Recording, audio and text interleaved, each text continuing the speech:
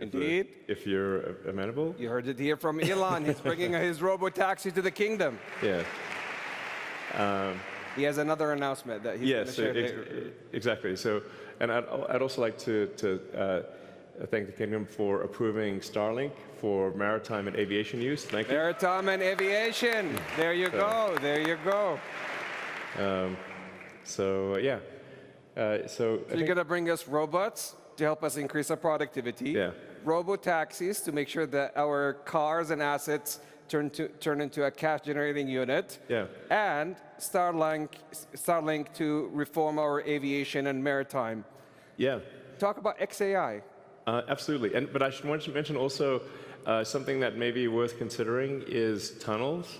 Tunnels. The Boring Company. I have this company called The Boring Company, which sounds kind of boring, but it literally bores tunnels.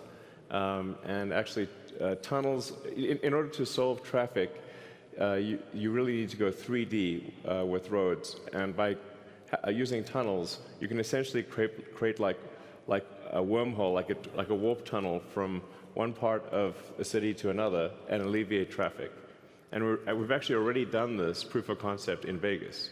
So there are working tunnels in Las Vegas that you can use where that'll just, it feels like teleporting from one part of Vegas to another. So I always say that, my joke is like tunnels are underappreciated, it's a bit of a, not always a hit, but.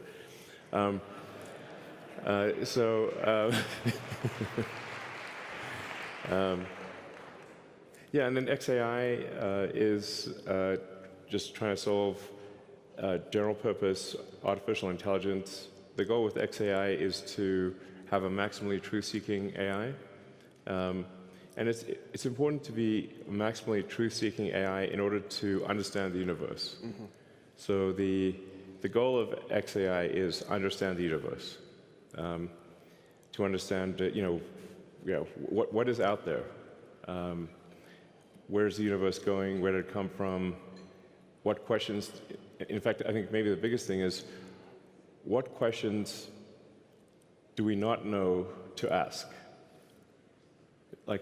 Once you know the question, the answer is usually the easy part. So the goal of XAI is to help understand the universe and yeah, that's the goal. And help people answer any questions along the way, of course. But that's my philosophy. My philosophy is one of curiosity, just trying to understand the nature of reality. So I know you had a long day, but we also have the Honorable President and His Royal Highness Saidi hitting the stage soon. Yes. So this is a historic day, a partnership about how we could join hands together, as we have joined hands in the past 92 years, on building a factor-based economy to help the world and power up 20% of the energy mix, which is very critical today to the AI intelligence age, the digital age, and how we have reformed, and with the intelligent age. And we could not be more appreciative of having a lifetime partner and a friend like you, Elon, to the kingdom. Thank you. Joining hands on XAI, Starlink, and robotics and Tesla. Thank you so much on behalf of the whole kingdom, and we look forward to continue the partnership. Thank you. All right. Thanks, everyone. Thank you. Thank you. Please. All right.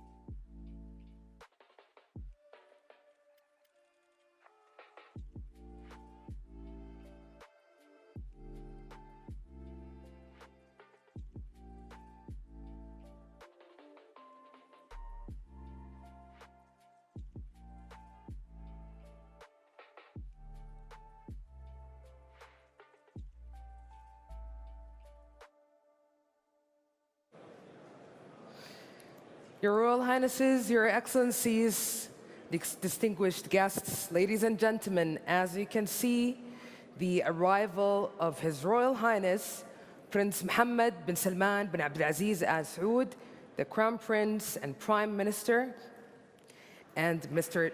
Yes.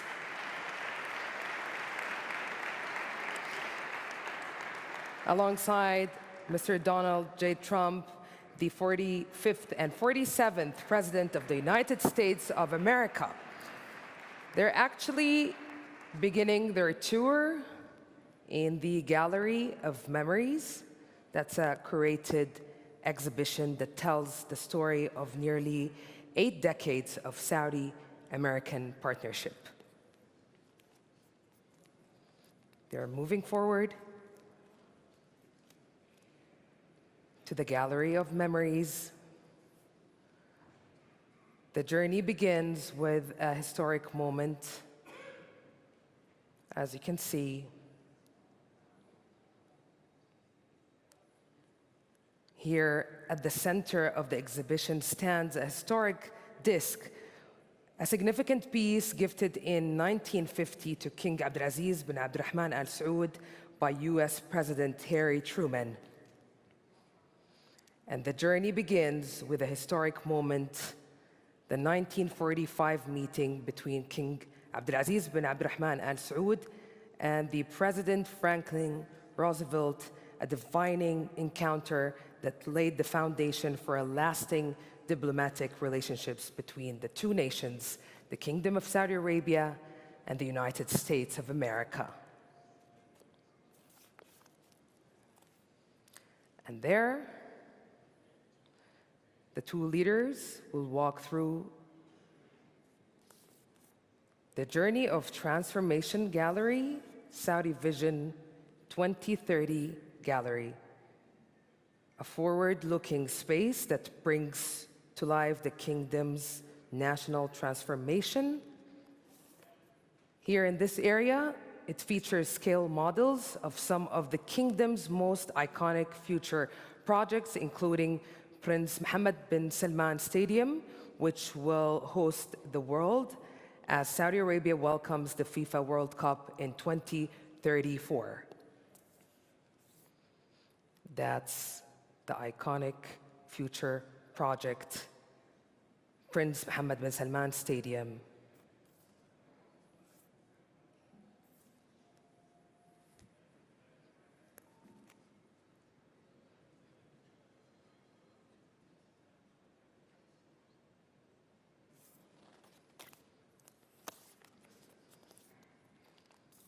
And now, the journey brings the distinguished leaders to the Prosperity Hall, a celebration of enterprise and partnership. Here we have Saudi and American companies stand side by side, showcasing opportunity and innovation.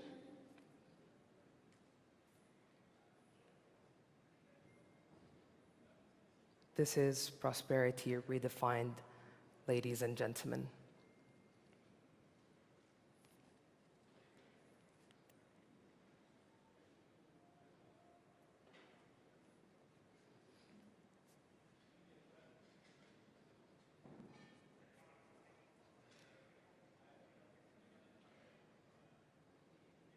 We have His Excellency Yasser Mayan, the Governor of PIF, His Excellency Khalid Al-Faleh, Minister of Investment, and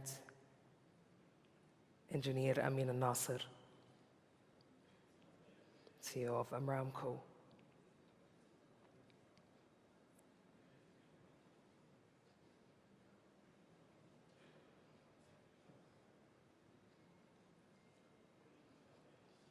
They're standing now in front of Aramco's booth, taking the tour in the Prosperity Hall. As we mentioned, it's a celebration of enterprise and partnership, showcasing untapped opportunities and innovation. Here we have Jerry Anzarillo. This is the master plan for Ad-Dir'iyah, city of the land, birthplace of the Kingdom of Saudi Arabia.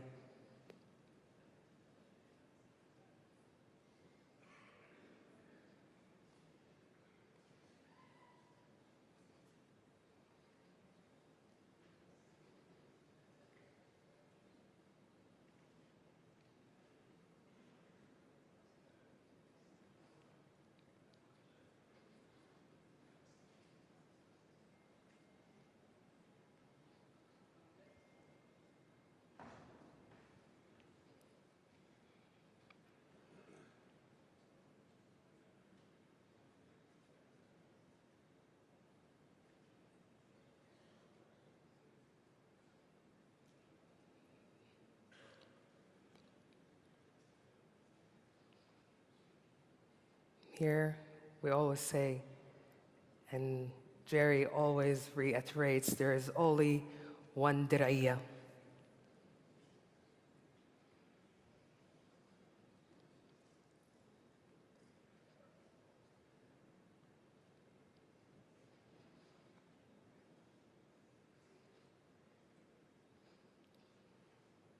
The leaders are continuing the tour in the Prosperity Hall, where prosperity is really defined, making their way to the Plenary Hall. And for that, we have here, I think that's the master plan for New Murabba project.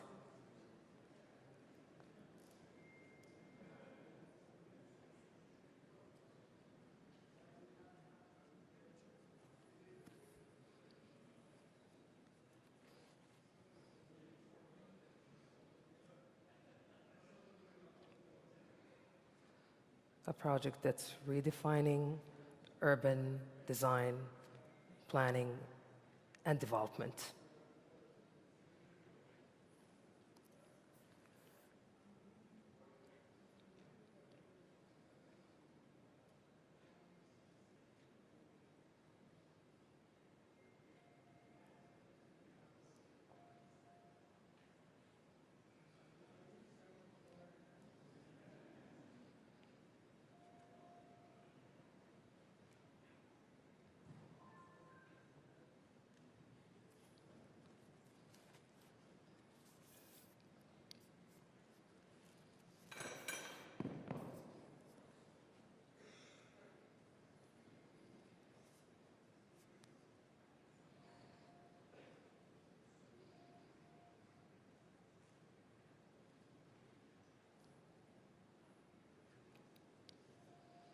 This area, the Prosperity Hall, really reflects the grounding in collective growth, meaningful collaboration, and mutual ambitions.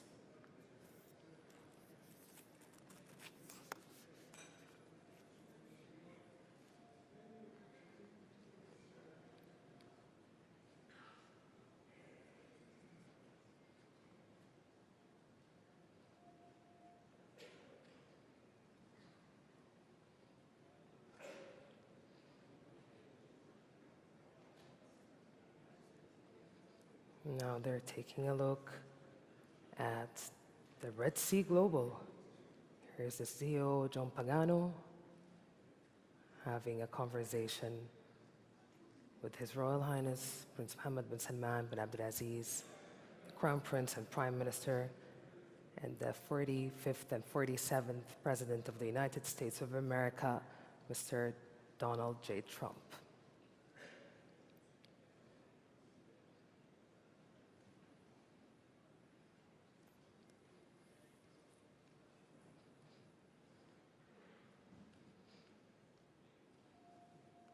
The Red Sea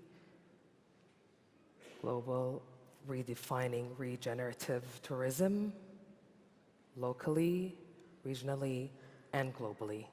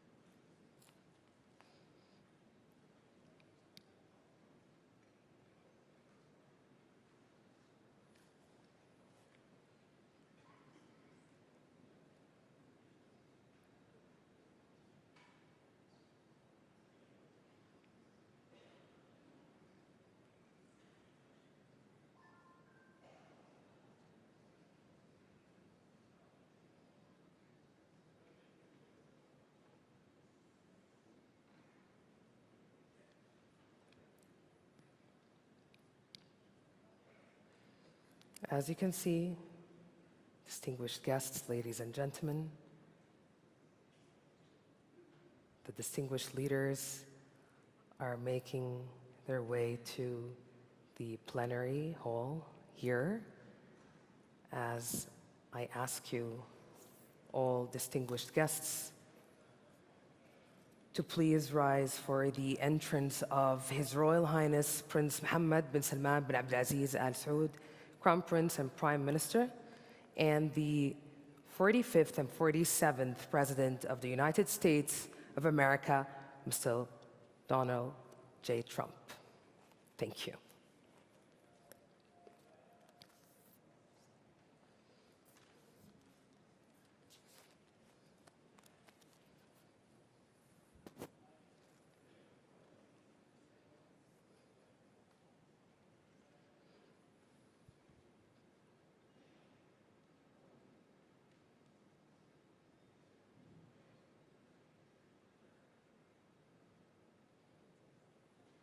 Thank you all for your time and patience.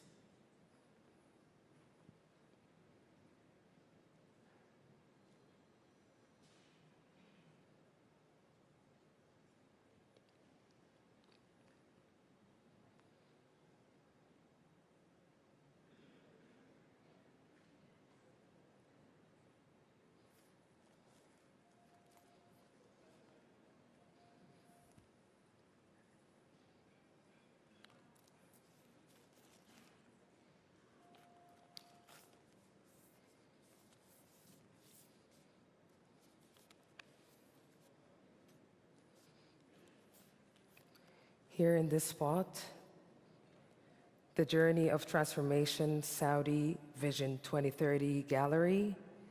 It's a forward-looking space that brings to life the kingdom's national transformation.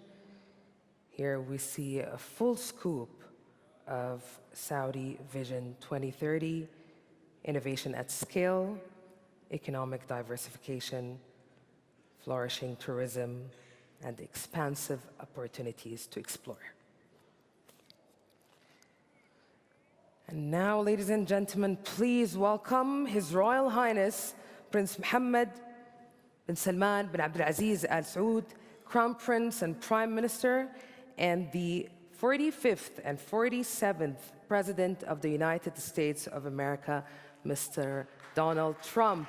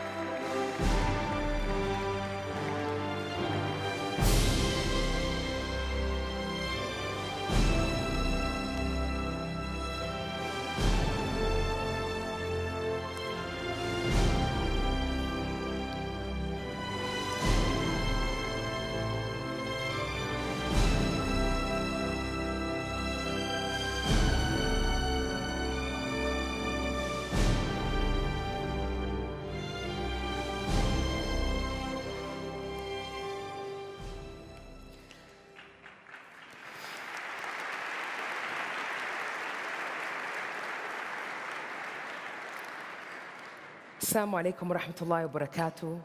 Your Royal Highness, Prince Mohammed bin Salman bin Abdulaziz Al Saud, Crown Prince and Prime Minister, and the 45th and 47th President of the United States of America, Mr. Donald Trump.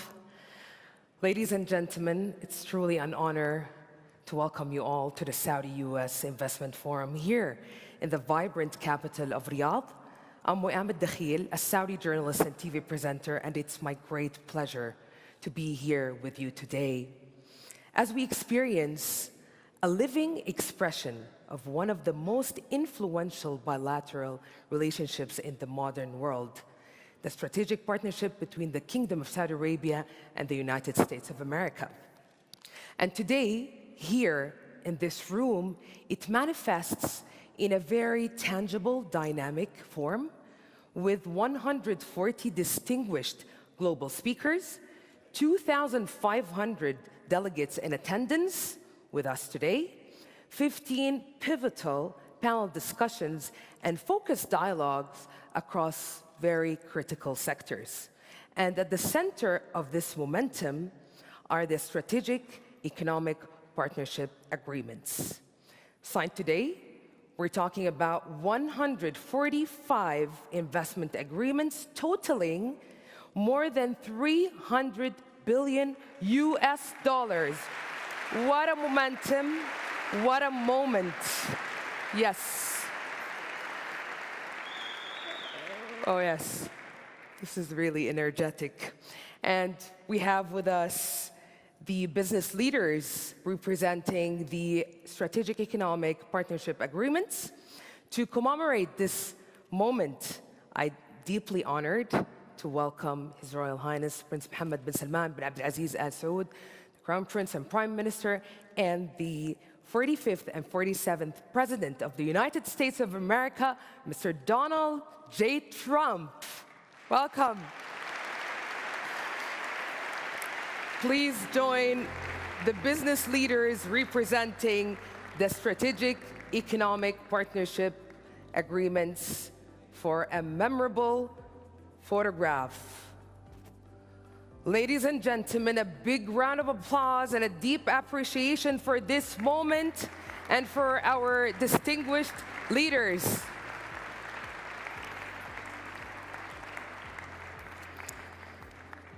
We witness this moment that reflects the trust and determination shared by two nations to move forward together. As you can see, the leaders at the center of this frame shaping the next phase of prosperity for both nations, the Kingdom of Saudi Arabia and the United States of America.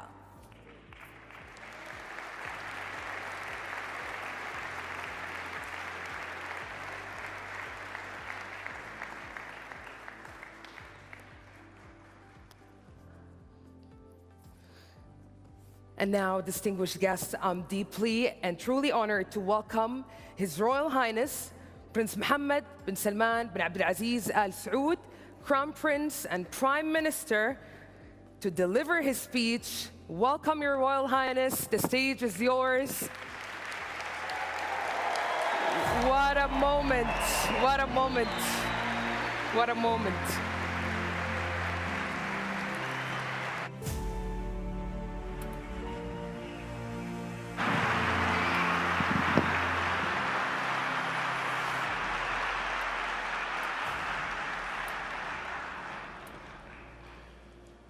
فخامة الرئيس دونالد ترامب، ضيوفنا الكرام، السلام عليكم ورحمة الله وبركاته. نرحب بكم اليوم في المملكة العربية السعودية في المنتدى الاستثماري السعودي الأمريكي، حيث تجمع بلدين صديقين علاقة اقتصادية عميقة بدأت قبل 92 عام، وتحديدا في عام 1933 بتوقيع اتفاقية امتياز التنقيب على النفط في المملكة مع شركة ستاندرد أويل أوف كاليفورنيا. ونجتمع اليوم لتعميق هذه الشراكة الاستراتيجية في مراحلها المختلفة، من اقتصاد قائم على الموارد الطبيعية إلى اقتصاد مبني على تنويع مصادر الدخل والمعرفة والابتكار. لقد كانت استثمارات المشتركة إحدى أهم الركائز في علاقتنا الاقتصادية، والاقتصاد السعودي حالياً أكبر اقتصاد في المنطقة وأكبر شريك اقتصادي للولايات المتحدة الأمريكية في المنطقة، ومن أسرع الاقتصادات نمواً بين مجموعة ال20. وقد انعكست متانة العلاقات الاقتصادية بين بلدينا على نمو تبادل تجاري بلغ $500 مليار خلال عام 2013-2024. واليوم نعمل على فرص شراكة بحجم $600 مليار، من بين اتفاقيات تزيد عن $300 مليار تم الإعلان عنها خلال هذا المنتدى. وسنعمل خلال الأشهر القادمة على المرحلة الثانية لإتمام بقية الاتفاقيات لرفعها إلى $1 تريليون to raise them to $1 trillion.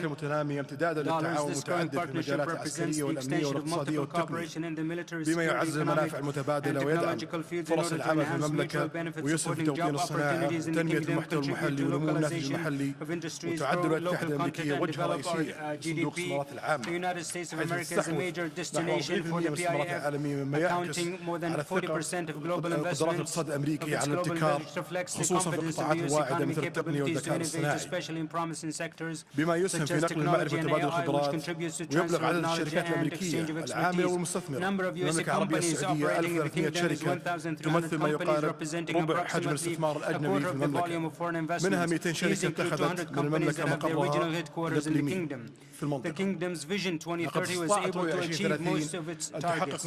It is bringing about an unprecedented economic transformation that aims to diversify the economy and empower the private sector to be the main driver of growth and the largest economy in the region. Non-oil exports have increased $82 billion in 2024. Additionally, over 2.4 million male and female citizens were employed. The unemployment rate fell to its lowest historical levels with the multiplication of women's contribution to the labor market. In conclusion, Mr. President, I am confident that today we will continue to build with you based on the foundations of these close partnership. Our two countries, what we signed today is part of a greater ambition that invests the opportunities for cooperation and exchange of benefits. Mr. President, our joint action is not limited to economic cooperation, but extends towards bringing about security, stability, peace in the region and the world. Once again, I welcome you in the Kingdom of Saudi Arabia. I look forward to listening to your remark, Mr. President.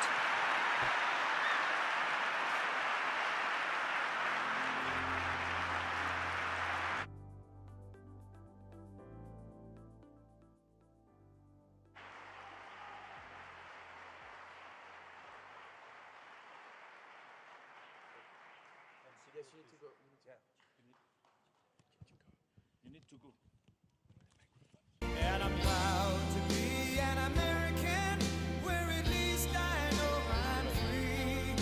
And I won't forget the men who died, who gave that right to me. And I gladly stand up next to you and defend her still today. 'Cause there ain't no doubt I love this land. God bless the USA.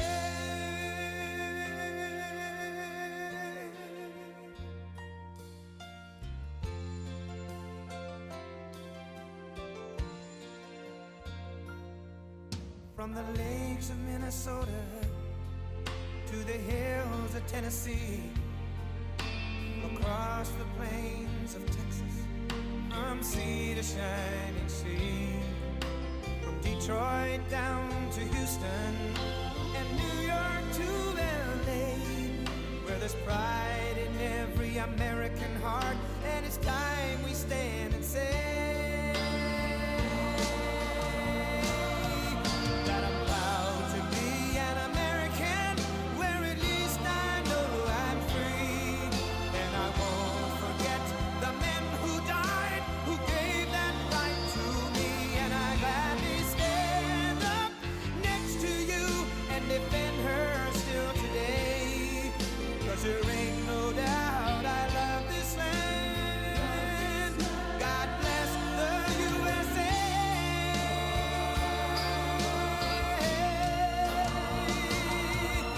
And I'm proud to be an American, where at least I know I'm free. And I won't forget the men who died, who gave that right to me. And I gladly stand up next to you and defend her still today. 'Cause there ain't no doubt I love this land. God bless the USA.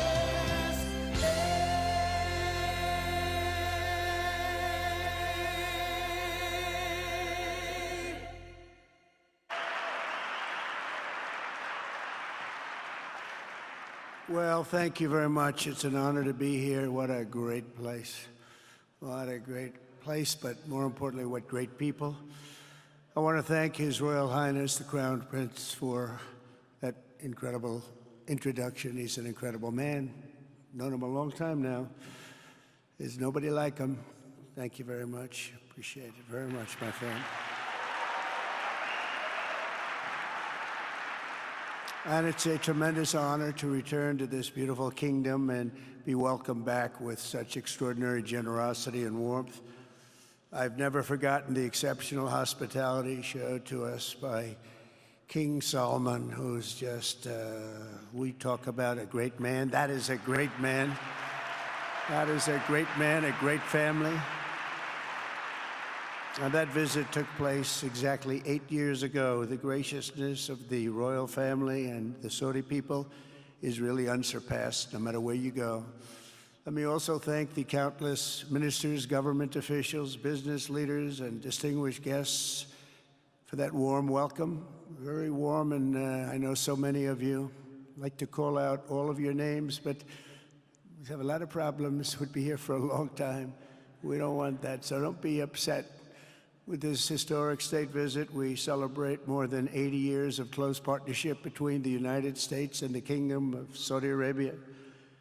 Ever since President Franklin Roosevelt met with King Solomon's father, King Abdul Aziz, aboard the USS Quincy in 1945, the U.S.-Saudi relationship has been a bedrock of security and prosperity. Today, we reaffirm this important bond, and we take the next steps to make our relationship closer, stronger, and more powerful than ever before. It is more powerful than ever before.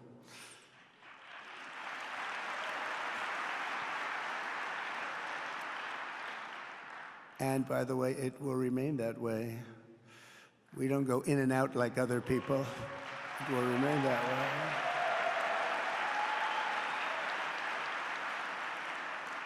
I've come this afternoon to talk about the bright future of the Middle East, but first let me begin by sharing the abundance of good news from a place called America. In less than 4 months, our new administration has achieved more than most other administrations accomplish in 4 years or even 8 years. We've actually done, for the most part, more. The day I took office, we inherited, thank you. Thank you.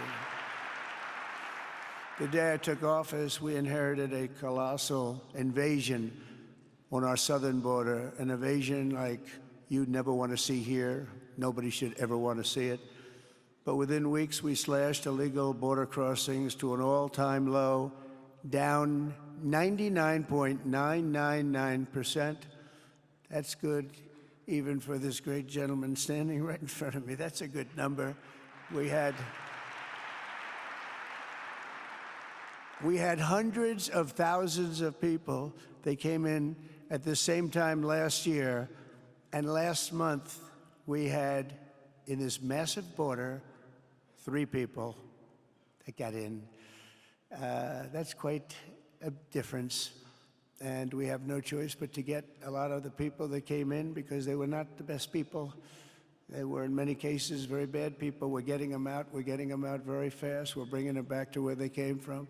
We have no choice. After years of military recruiting shortfalls, enlistments in the U.S. Armed Forces are now the highest in 30 years because there is such an incredible spirit in the United States of America. We have tremendous spirit again. Just about a year ago, it was a big story, front page on every paper all over the world, that nobody wanted to enlist in our military, meaning we were way under enlisted. And just last week it came out that we had the strongest enlistment. They say 30 years, but probably it's maybe ever. They don't go back that far. It's the best, and that includes police officers, firemen, everything else. Is a great spirit in the United States right now. A brand new poll from Rasmussen just showed that the number of Americans who believe the nation is on the right track, they have a right track, wrong track, is now the highest in over 20 years. And it hasn't been anything like this because for many years it was the wrong track. And I can tell you for the last 4 years it was definitely the wrong track, but it's the highest it's been in many, many years. We renamed the Gulf of Mexico, into the Gulf of America. That was very popular, other than perhaps with Mexico. And most importantly, for the people in this room, the days of economic misery under the last administration are rapidly giving way to the greatest economy in the history of the world. We are rocking. The United States is the hottest country, with the exception of your country, I have to say, right? I'm not going to take that on. No, Mohammed, I'm not going to take that on.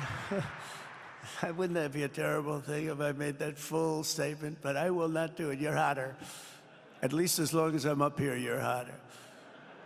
But groceries, gasoline, energy, and all other prices are down with no inflation. We have no inflation, and in a few short weeks, we've created 464,000 brand new jobs. Think of that. It's almost 500,000 jobs created just in a matter of weeks. We just reached a historic trade agreement with the United Kingdom, and over the weekend, we reached a breakthrough agreement with China. Both outstanding deals. China's agreed. We have to get it down. We have to get the little details down. And Scott, you're going to work on that very hard, but China's agreed to open up to the United States for trade and everything else. But they have to do it, so we'll see what happens. But we had a very, very good meeting with both of those countries. We are cutting 10 old regulations for every new regulation. We're getting rid of all of the red tape that is so many, frankly, countries, as they get older, they develop a lot of red tape, and we're getting rid of it. We're getting rid of it at record levels. And I'm pleased to report that the United States Congress is on the verge of passing the largest tax cut and regulation cut in American history. We think we're in good shape to get that. And if we get that, that will be like a rocket ship for our country. In the first quarter of the year, the investment in America was up an astounding 22%. More than $10 trillion of new investments have been announced or are coming just since the election on November 5th.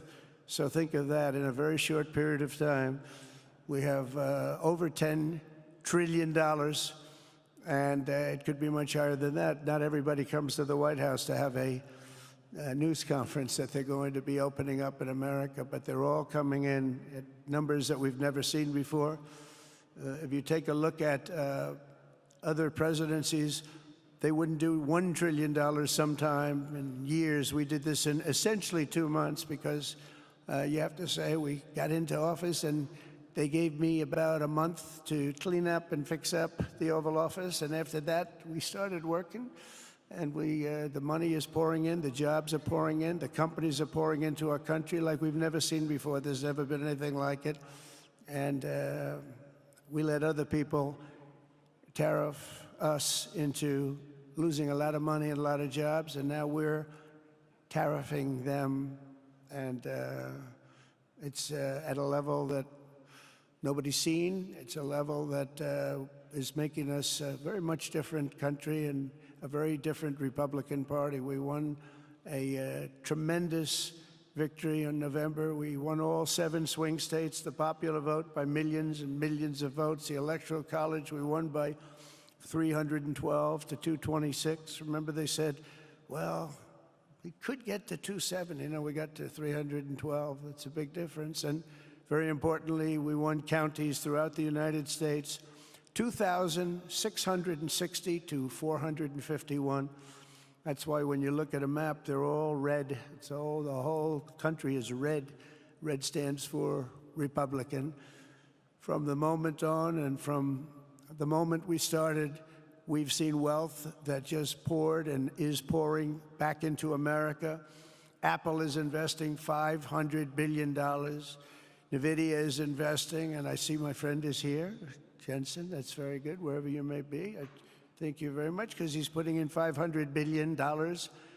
TSMC is investing.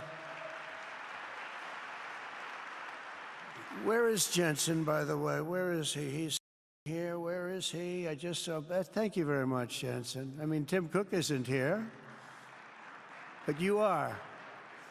What a job you've done. He said he's got 99% of the chip market. I don't know, that's not easy to beat, but what a job you've done. Thank you. We are proud to have you in our country. You know that. Thank you for the investment. TSMC is investing $200 billion, and with this trip, we're adding over $1 trillion more in terms of investment into our country and buying our products. And, you know, nobody makes military equipment like us. We have the best military equipment, the best missiles, the best rockets, the best everything. Best submarines, by the way, most lethal weapon in the world. In addition to purchases of $142 billion of American-made military equipment by our great Saudi partners, the largest ever.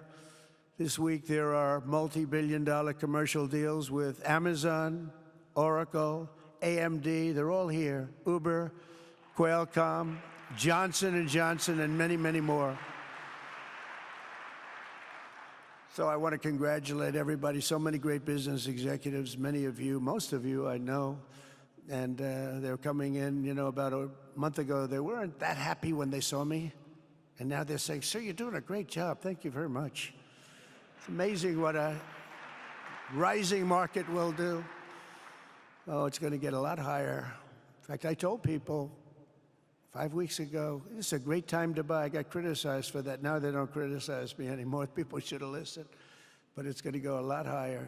You see, we've never had anything like this happen. It's an explosion of investment and jobs, and great companies are coming in. Never seen anything like it. There's no better place to make a future or make a fortune, do anything, frankly, than what we have in the United States of America under a certain President, Donald J. Trump. I have the right attitude. I have the same attitude that the people in the front row, second row, third row have. As you get back, perhaps they start to wane a little bit in terms of their view.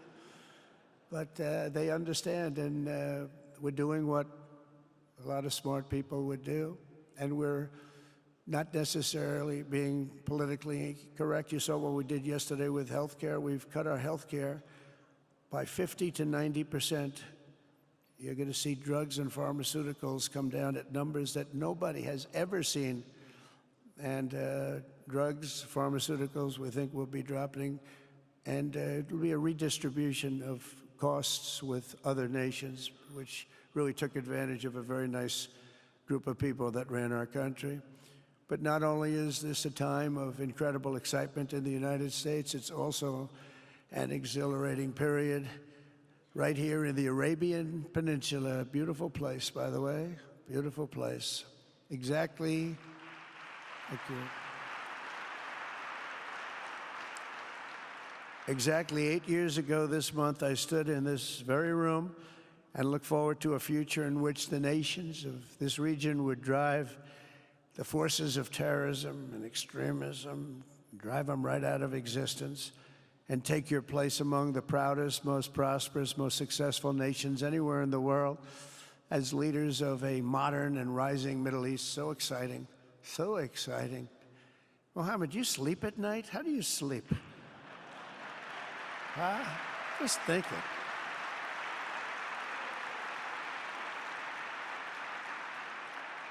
What a job. He tosses and turns like some of us.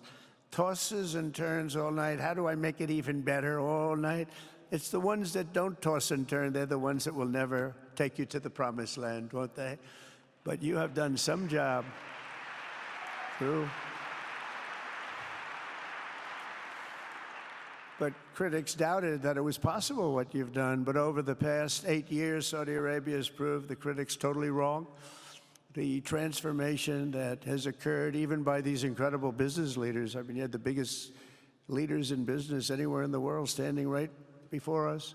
But the transformation that has occurred under the leadership of King Salman and Crown Prince Mohammed has been truly extraordinary. Such a thing has, I don't think, ever happened before. I've never seen anything at that scale happen before. And I guess, you know, maybe you could say the United States is doing pretty well too, you know, but I don't think too many people have seen that happen before. Majestic skyscrapers, the towers that I see, the difference between now and 8 years ago. And 8 years ago was very impressive, but the towers that I see rising, some of the exhibits that I was shown by Mohammed, if what I've seen there is just an amazing It's an amazing process, amazing genius of so many people, architecture, but I have a feeling I know where many of those ideas came from. Happens to be sitting right in this room right before me, but the towers and all of the different, I've seen a lot of different towers. I didn't think there's any version of a tower that I haven't seen in one form or another. I just passed 4 exhibits. I have never seen anything like any of them. So it's going to be very exciting. And they sit among the ancient wonders of a growing and exciting city. It's really amazing. Riyadh is becoming not just a seat of government, but a major business, cultural, and high-tech capital of the entire world. The World Cup is here. Johnny, just stand up, Johnny. Johnny, thank you, Johnny.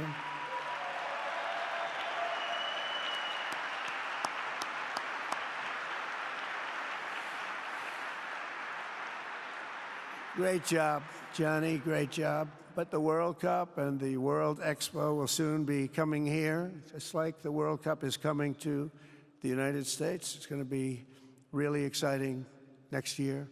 The engines of Formula One racing now roar through the streets of Jeddah in a historic milestone. Other industries recently surpassed oil. Think of it, all of your other industries now have surpassed oil. I don't know if a lot of people will understand what that means. It's so big to make up a majority of the Saudi economy for the very first time ever. So think of that. Other industries are now bigger even than oil, which is always going to be a big monster. It's a big one. But that's a great tribute to you and economic development properly used. In other cities throughout the peninsula, places like Dubai and Abu Dhabi, Doha, Muscat, the transformations have been unbelievably remarkable. Before our eyes, a new generation of leaders is transcending the ancient conflicts of tired divisions of the past and forging a future where the Middle East is defined by commerce, not chaos, where it exports technology, not terrorism, and where people of different nations, religions, and creeds are building cities together, not bombing each other out of existence. We don't want that.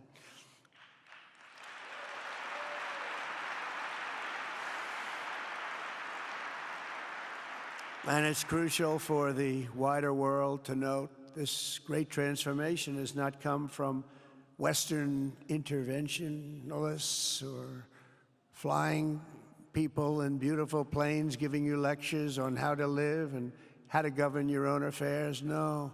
The gleaming marvels of Riyadh and Abu Dhabi were not created by the so-called nation builders, neocons, or liberal nonprofits like those who spent trillions and trillions of dollars failing to develop Kabul, Baghdad, so many other cities. Instead, the birth of a modern Middle East has been brought by the people of the region themselves, the people that are right here, the people that have lived here all their lives, developing your own sovereign countries, pursuing your own unique visions and charting your own destinies in your own way. It's really incredible what you've done.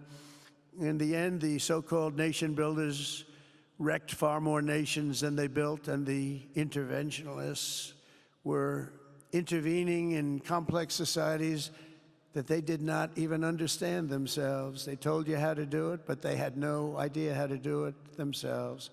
Peace, prosperity, and progress ultimately came not from a radical rejection of your heritage, but rather from embracing your national traditions and embracing that same heritage that you love so dearly.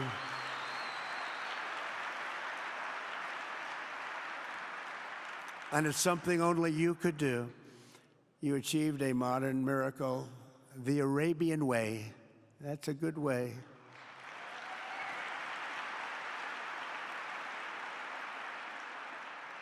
Today, the Gulf nations have shown this entire region a path towards safe and orderly societies with improving quality of life, flourishing economic growth, expanding personal freedoms, and increasing responsibilities on the world stage.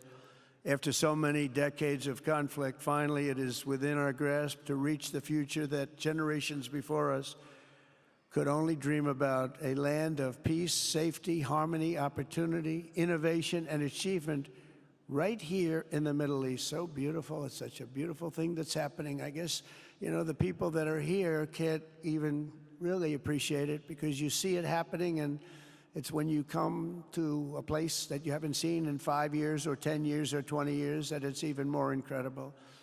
When I left office just over 4 years ago, that future seemed almost impossible, what you've done. Together we had obliterated the killers of ISIS. We wiped them out, terminated its founder and leader, al-Baghdadi. We had healed the divide in the Gulf Cooperation Council, it's a very big deal, and united the nations of the region to stand against the enemies of all civilization. We'd imposed unprecedented sanctions on Iran and starved the regime of resources to fund terror. They were unable to fund anything because they had no money left. They had no money. But the new administration came in and let them have a lot of money, and you saw what happened. It was not money well spent. And with the historic Abraham Accords that we're so proud of, all the momentum was aimed at peace, and it aimed very successfully. It's been an amazing thing, the Abraham Accords, and it's my fervent hope, wish, and even my dream that Saudi Arabia, a place I have such respect for, especially over the last fairly short period of time, what you've been able to do, but we'll soon be joining the Abraham Accords. I think it'll be a tremendous tribute to your country, and it will be something that's really going to be very important for the future of the Middle East. I took a risk in doing them, and they've been an absolute bonanza for the countries that have joined. The Biden administration did nothing for 4 years. We would have had it filled out. But it will be a special day in the Middle East with the whole world watching when Saudi Arabia joins us, and you'll be greatly honoring me, and you'll be greatly honoring all of those people that have fought so hard for the Middle East. And I really think it's going to be something special, but you'll do it in your own time, and that's what I want, and that's what you want, and that's the way it's going to be.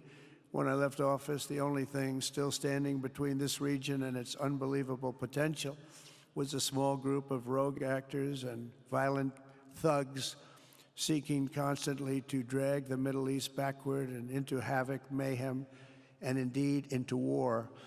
Unfortunately, instead of confronting these destructive forces, the last U.S. administration chose to enrich them and empower them and give them billions and billions of dollars. The Biden administration, the worst administration in the history of our country, by the way, spurned our most trusted and longstanding Gulf partners, and I can say partners worldwide, one of our great, great partners, no matter who we look to, and we have great partners in the world, but we have none stronger and nobody like the gentleman that's right before me. He's your greatest representative, greatest representative.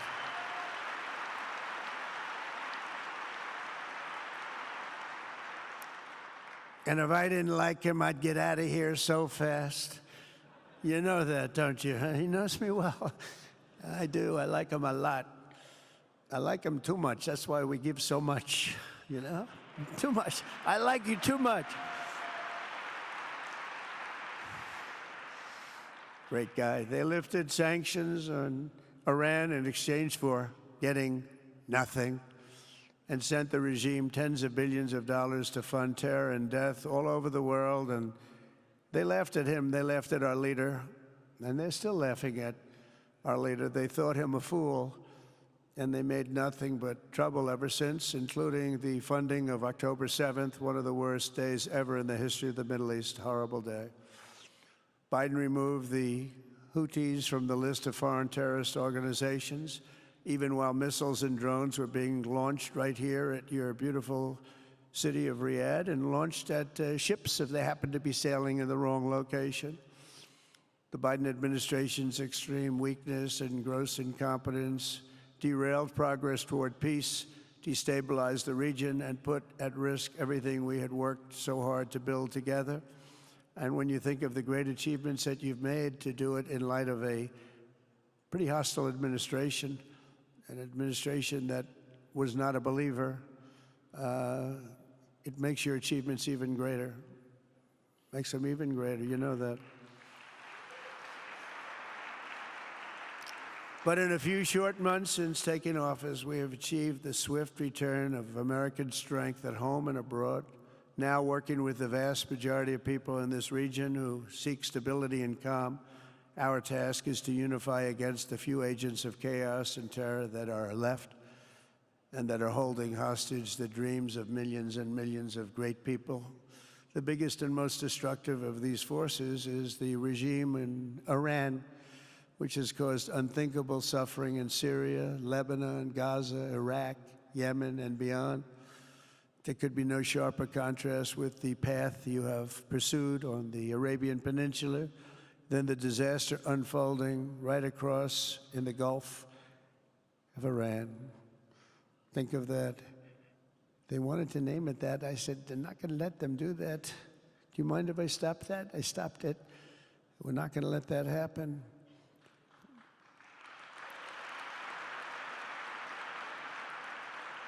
While you have been constructing the world's tallest skyscrapers in Jeddah and Dubai, Tehran's 1979 landmarks are collapsing into rubble and dust. They had it going for a little while under a much different system, but those buildings are largely falling apart, falling down, while you're building some of the world's biggest and most incredible infrastructure projects.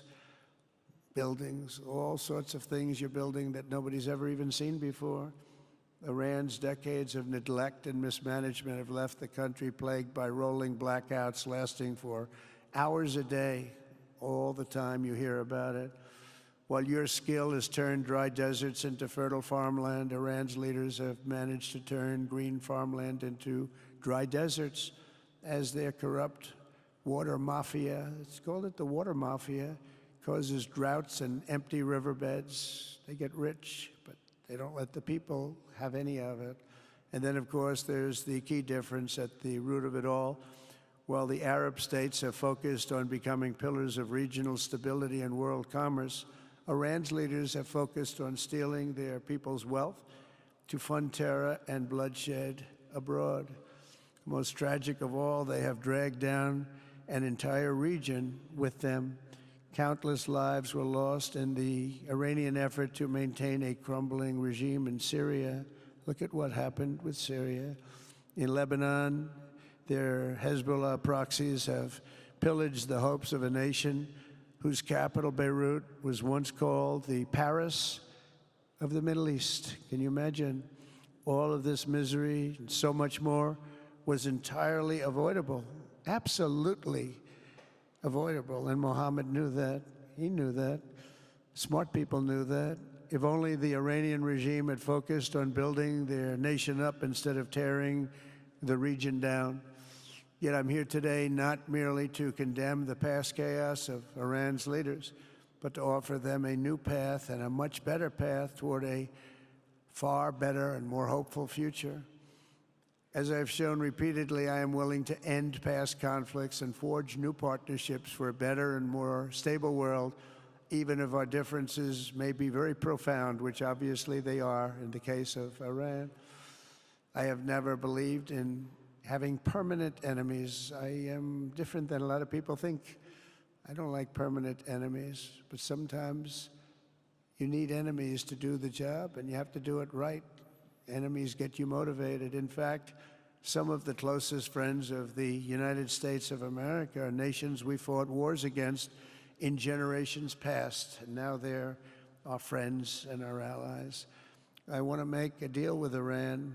If I can make a deal with Iran, I'll be very happy if we're going to make your region and the world a safer place. But if Iran's leadership rejects this olive branch and continues to attack their neighbors, then we will have no choice but to inflict massive maximum pressure, drive Iranian oil exports to zero like I did before.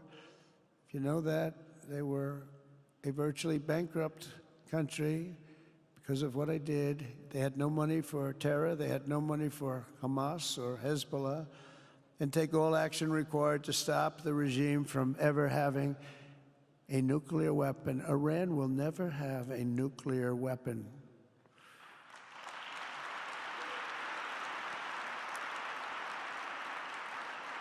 But with that said, Iran can have a much brighter future, but will never allow America and its allies to be threatened with terrorism or nuclear attack. The choice is theirs to make. We really want them to be a successful country. We want them to be a wonderful, safe, great country. But they cannot have a nuclear weapon. This is an offer that will not last forever. The time is right now for them to choose. Right now, we don't have a lot of time to wait. Things are happening at a very fast pace. They're happening right here. They're happening at a very fast pace. So they have to make their move right now, one way or the other. Make your move. As I said in my inaugural address, my greatest hope is to be a peacemaker and to be a unifier. I don't like war. We have the greatest military, by the way, in the history of the world. You know, I rebuilt our military in my first 4 years and rebuilt it into the most powerful military there is. And you saw that when I knocked out ISIS in 3 weeks. People said it would take 4 years, 5 years. I did it. We did it in 3 weeks. Just days ago, my administration successfully brokered a historic ceasefire to stop the escalating violence between India and Pakistan. And I used trade to a large extent to do it. I said, fellas, come on, let's make a deal. Let's do some trading. Let's not trade nuclear missiles. Let's trade the things that you make so beautifully. And they both have very powerful leaders, very strong leaders, good leaders, smart leaders. And it all stopped. Hopefully it'll remain that way, but it all stopped. I was very proud of Marco Rubio and all of the people that worked so hard. Marco, stand up. What a great job you did on that. Thank you, J.D. Vance, Marco. The whole group worked with you, but it was a great job. And I think they're actually getting along. Maybe we can even get them together a little bit, Marco, where they go out and have a nice dinner together. Wouldn't that be nice?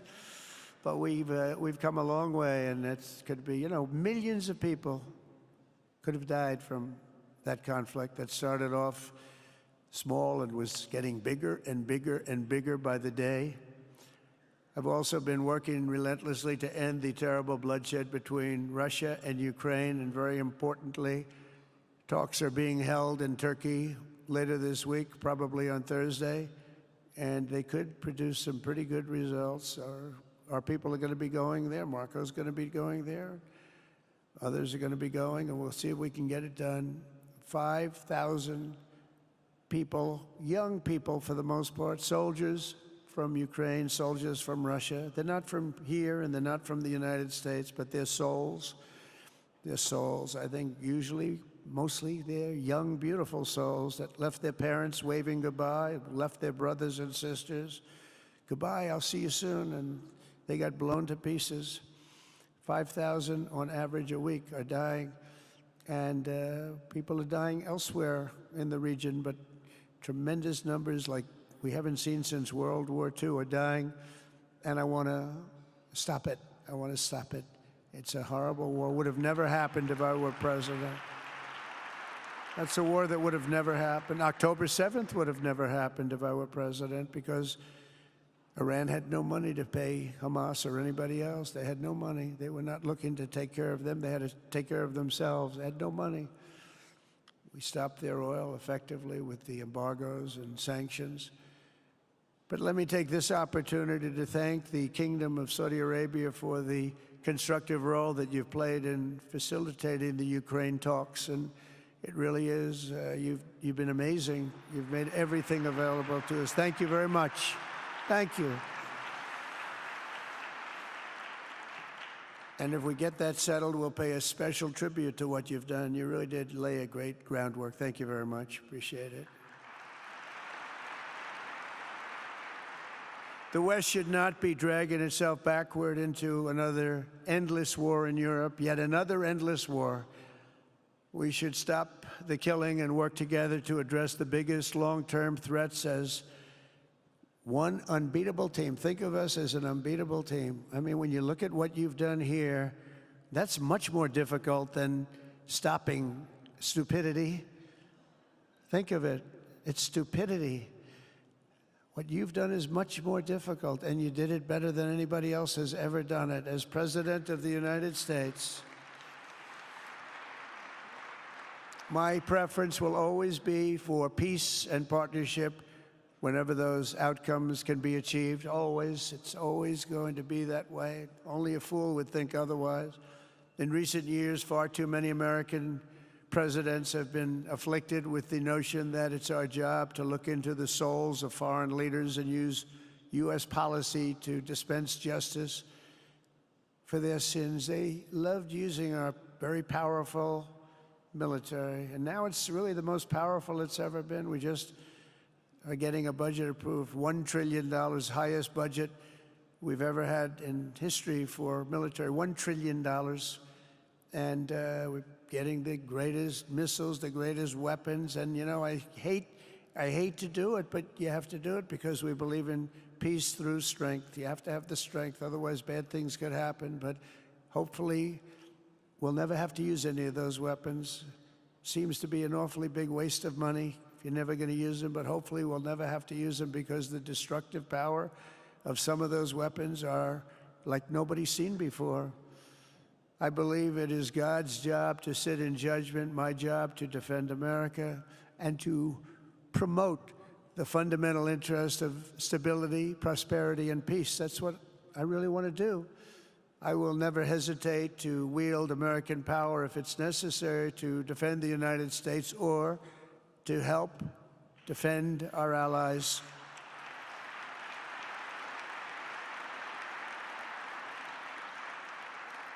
And there will be no mercy for any foe who tries to do us or them harm. We will have no mercy. They understand that. That's why I've been pretty lucky. A lot of people think, you know, he's looking to fight. He's looking to fight, and things get settled. It's an amazing thing when they really think you mean it.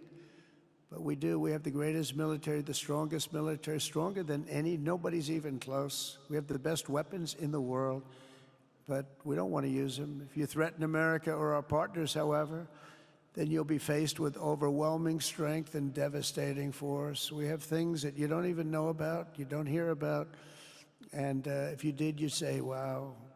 In recent weeks, following repeated attacks on American ships and freedom of navigation in the Red Sea, the United States military launched more than 1,100 strikes on the Houthis in Yemen.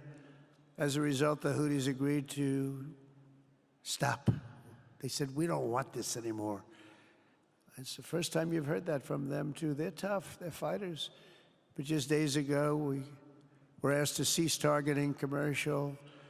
They were not going to be targeting commercial ships in any way, shape, or form, or anything American. And they were very happy that we stopped. But we had 52 days of thunder and lightning like they've never seen before. This was a swift, ferocious, decisive, and extremely successful use of military force. Not that we wanted to do it, but they were shooting down ships. They were shooting at you. They were shooting at Saudi Arabia. We don't want them shooting at Saudi Arabia, if that's okay. So we hit them hard. We got what we came for, and then we got out. Since January 20th, the U.S. military has terminated 83 terrorist leaders operating across Iraq, Syria, and Somalia, including ISIS's #2 global leader. You read about that just recently. With the help of Pakistan, we apprehended the ISIS terrorists responsible for the attack on 13 American service members at Abbey Gate, that horrible, horrible disaster. During this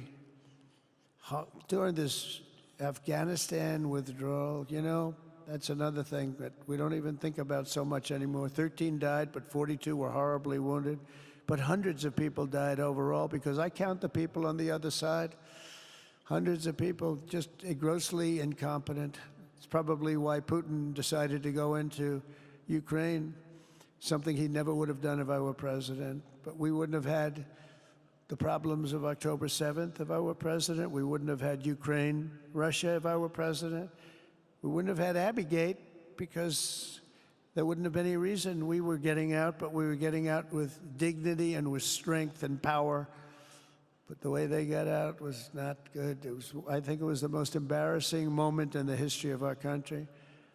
And we've been working tirelessly to bring back all hostages held by Hamas. We brought back a lot already, but we're bringing back more. This weekend, we successfully negotiated the release of the last American hostage, Edan Alexander. Just came out a few hours ago, and we continue to work to get that war ended as quickly as possible. It's a horrible thing that's taking place. All civilized people must condemn the October 7th atrocities against Israel, which would never have happened again if you had probably a different president, but definitely if you had me as president. The people of Gaza deserve a much better future, but that will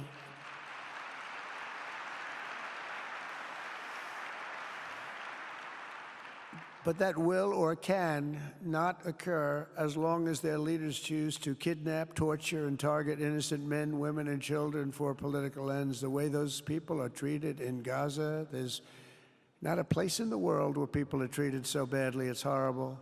After years of suffering, two of the nations most ravaged by terror are finally beginning to end their long nightmares under the new generation of leaders. In Lebanon, where a friend of mine has just become the ambassador. He's going to be great. I said, you know, that could be a very dangerous job. He said, I was born there.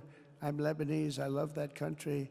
I said, but it's very dangerous. You know, this is a friend of mine from New York. I said, but it's very dangerous. Are you sure you want to do it? I never thought of him as being a warrior, but he is a warrior. He loves his country. He said, if I'm injured or die, I'm dying for a country that I love. He grew up there. It's horrible what's happened in Lebanon, but you have a great ambassador, I can tell you that. In Lebanon, which has been endlessly victimized by Hezbollah and their sponsor, Iran, a new president and prime minister have brought the first real chance in decades for a more productive partnership with the United States, and we're going to work with their new ambassador and everybody else, Marco, and we're going to see if we can really help them out and let them get over that very high grid that they're going to have to get over. My administration stands ready to help Lebanon create a future of economic development and peace with its neighbors. They have tremendous people in Lebanon, doctors, lawyers, great professional people. I hear it so many times. Likewise, in Syria, which has seen so much misery and death, there is a new government that will hopefully succeed in stabilizing the country and keeping peace. That's what we want to see in Syria. They've had their share of travesty, war, killing, many years. That's why my administration has already taken the first steps toward restoring normal relations between the United States and Syria for the first time in more than a decade. And I'm very pleased to announce that Secretary Marco Rubio will be meeting with the new Syrian foreign minister in Turkey later this week. And very importantly, after discussing the situation in Syria with the Crown Prince, your Crown Prince,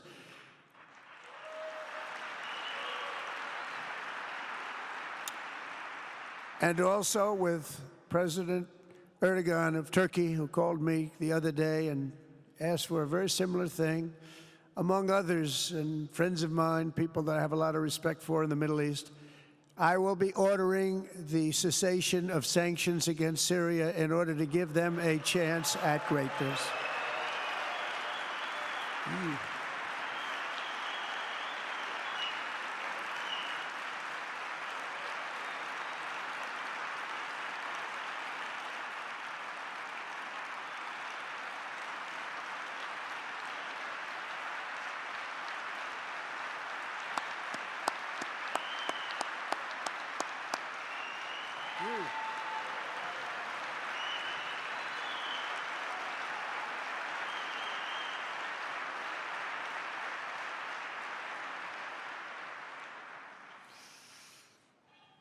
Oh, what I do for the Crown Prince. The sanctions were brutal and crippling and served as an important, really an important function, nevertheless, at the time. But now it's their time to shine. It's their time to shine. We're taking them all off, and They're going to have, I think they're going to have, based on the people and the spirit and everything else that I'm hearing about. So I say good luck, Syria. Show us something very special like they've done, frankly, in Saudi Arabia, okay? They're going to show us something special. Very good people. Everywhere we can, my administration is pursuing peaceful engagement, offering a strong and steady hand of friendship to all that will take it in good faith. Together, we have made unprecedented strides and tremendous progress, and we're still just at the dawn of the bright new day that awaits for the people of the Middle East, the great, great people of the Middle East. If the responsible nations of this region seize this moment, put aside your differences and focus on the interests that unite you, then all of humanity will soon be amazed at what they will see right here in this geographic center of the world. It really is. It's like a center of the world and the spiritual heart of its greatest faiths. For the first time in 1,000 years, the world will look at this region not as a place of turmoil and strife and war and death, but as a land of opportunity and hope, just like you've done right here, a cultural and commercial crossroads of the planet. Security and stability will lift millions into lives of safety and success, and the nations of this region will be free to realize your highest destinies, honor your proud histories, harness amazing new opportunities, and bring incredible glory to Almighty God. People will come from all over the globe to be inspired by the cities you build, the businesses you create, the technologies you invent, and the beauty, talent, and potential you unleash right in the hearts of your citizens. Each of you will be able to take tremendous pride in the legacy you will leave to your children, because you will have given them the ultimate blessings of prosperity and peace. So important. In the United States, we've launched the golden age of America. It's the golden age. We see it. We see it with all that money, trillions and trillions of dollars pouring in, hundreds of thousands of jobs coming in with it. And with the help of the people of the Middle East, the people in this room, partners throughout the region, the golden age of the Middle East can proceed right alongside of us. We will work together.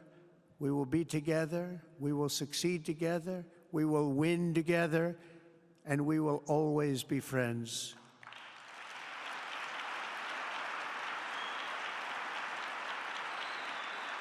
Thank you.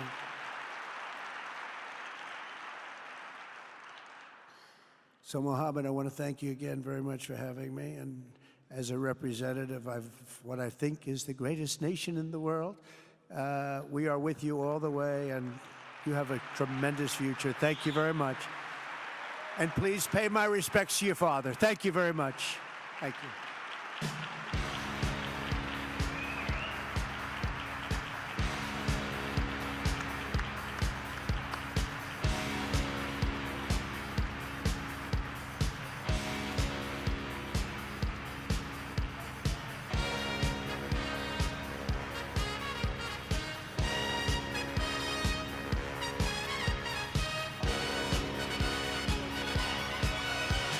Young man, there's no need